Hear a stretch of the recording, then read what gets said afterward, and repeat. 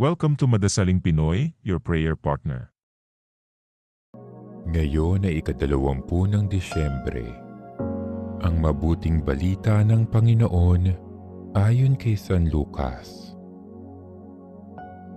Nang ika-6 na buwan na ng pagdadalang tao ni Elizabeth, ang Anghel Gabriel ay sinugo ng Diyos sa Nazaret, Galilea, sa isang dalaga na ang pangalay Maria.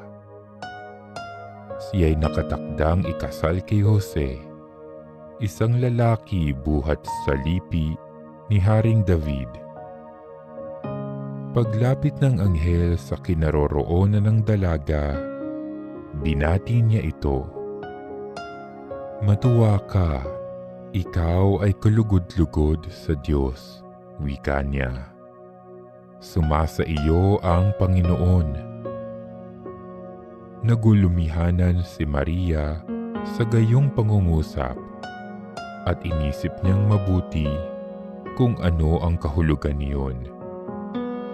Kaya't sinabi sa kanya ng anghel, "Huwag kang matakot, Maria, sapagkat kinalulugdan ka ng Diyos.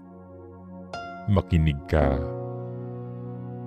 Ikaw ay maglilihi at manganganak ng isang lalaki, at siya'y tatawagin mong Jesus. Magiging dakila siya at tatawaging anak ng kataas-taasan. Ibibigay sa kanya ng Panginoong Diyos ang trono ng kanyang amang si David. Maghahari siya sa angkan ni Jacob magpakailanman, at ang kanyang paghahari ay walang hanggan."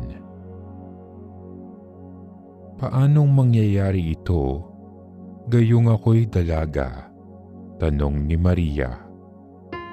Sumagot ang anghel, "Bababa sa iyo ang Espiritu Santo at lililiman ka ng kapangyarihan ng kataas-taasan. Kaya't banal ang ipanganganak mo at tatawaging anak ng Diyos. Natatandaan mo ang iyong kamag-anak na si Elizabeth. Alam ng lahat na siya'y baog, ngunit naglihi siya sa kabila ng kanyang katandaan. At ngayoy ika-6 na buwan na ng kanyang pagdadalang tao, sapagkat walang hindi mapangyayari ang Diyos." Sumagot si Maria, "Ako'y alipin ng Panginoon. Mangyari sa akin ang iyong sinabi." At nilisan siya ng anghel. Ang mabuting balita ng Panginoon.